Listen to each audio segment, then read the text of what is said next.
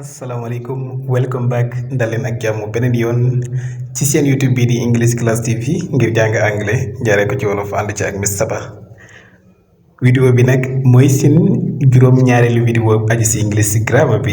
lan la ñu am ba léegi muy past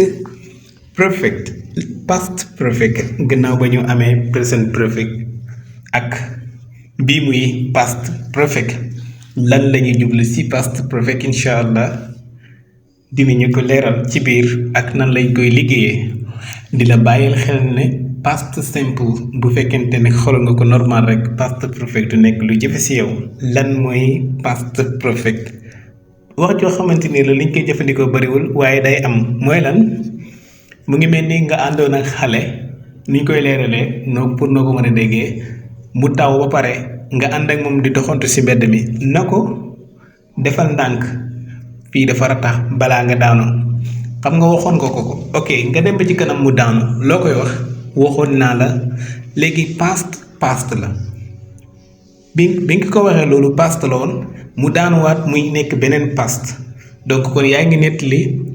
ci past ci biir past loolu mooy past perfect maanaam I had told you to be careful waxoon naa la nga def ndànk moom itam noonu lañ koy formé comme li ma la waxoon ci past simple bi mooy lan bu dee nii continuous la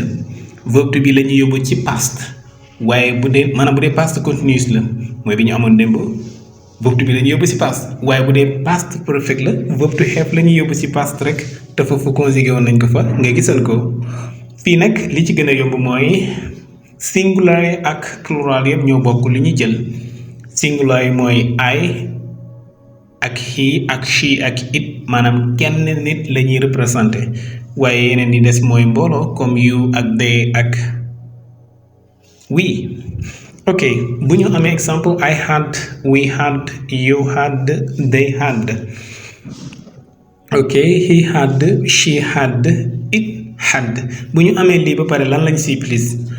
mooy participe passé verbe bu ñu bëgg a wax fii tim ci kanam dana am lu ñu leeral ci ay had comme niñ ko defee woon ci bii maanaam ci words fii bu ma ne I had li ci topp bu dee participe la ci verbe xam nga bii regular verbe la comme ma ne I had answered mooy tontu woon naa ko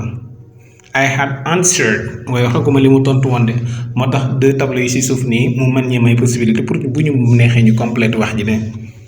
wax lan la ñu tontu woon wax lan la ñu defoon I had answered the question before the time up mu ngi mel ni nga ne ma jox naa la fukki minute nga tontu laaj bi léegi ma tontu laaj bi balaa fukki minute di jeex am ku la laaj na la tontu nga ko nga ne ko tontu naa ko balaa temps bi di dem gis nga I had answered the question before the time up we had answered the question before the time up you had answered the question before the time up waaye they had answered the question before the time up he had answered the question before the time up waaye she had answered the question before the time up and it had answered the question before the time up gis nga maanaam tontu naa laaj bi answered mooy participe passé parce que lu tax mooy regular verbe mënoo ci xàmmee ak participe passé ak participe présent ndax yépp ed la ñuy jël moo tax answered mooy tontu mooy répondre answered ci noonu exemple boobu duñ ci am mën nañ la joxaat beneen exemple ci loolu nga bàyyi xel I had nag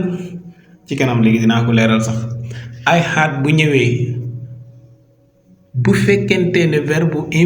infinitif kii moo fa topp maanaam participation moo ci topp loolu boobu lay nekk temps bi di past perfect comme I had told you that be careful here is slippery I had told you that be careful here is slippery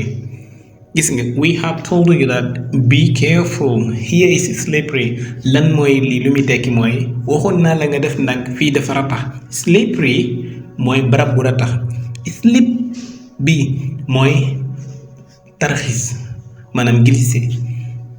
léegi slippery mooy barab boo xamante ni dañ ci mën a daanu bu fekkee ne xale bi dafa daanu ba jóg nga ne ko waxoon naa la nga def ndànk mooy wax gi nga ko waxoon weesu na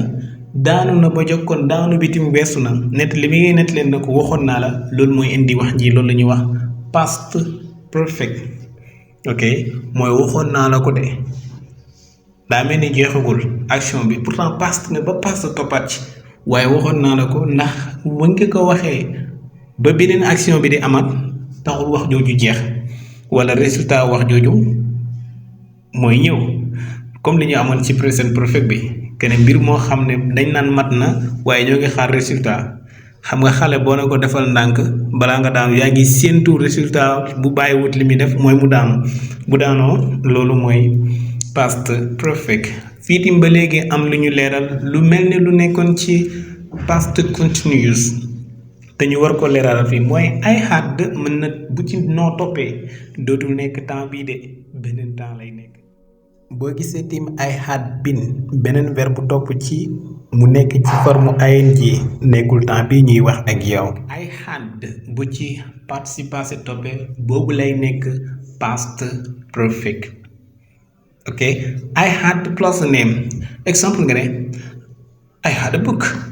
man amoon naa téere I had a friend when I was in Senegal I had a friend I had some friends I had good neighbors dégg amoon naa xarit amoon naa ay dëkkandoor yu baax loolu weesu na ba yaa ngi ci beneen activité dégg nga mais terewul yaa ngi xalaat war nga mën a delluwaat Sénégal kanam donc I had plus name I had a good friend I had a good book I had a good shop dégg nga mooy amoon na loolu past simple lay nekk ndax verb to have bi mooy nekk verbe d'action bi comme nañ ko amee woon ci verbe to be bu ñu ne I was a teacher wala I was your friend wala I was your neighbor dégg nga lu xaw a compliqué la waaye boo ko dégloo di nga ko comprendre bu baax a baax I had bu plissé benn nom past simple lay nekk parce que had mooy verbe d'action bi nekkatul auxiliaire léegi bu mu ne I had been mooy loolu ci past perfect continuous lañ koy am ci vidéo bi ci topp incha allah mooy wax ci complété ko I had been boobu maa ngi doon I have been doing that duñ ko expliqué nañu ko bàyyi boobu ñëw ñu doo ko leeral incha allah loolu mooy I had been leneen moo ci mën a topp waaye verbe boobu dafa war a nekk ci forme ing ndax bin gi moo koy indiwaale donc ne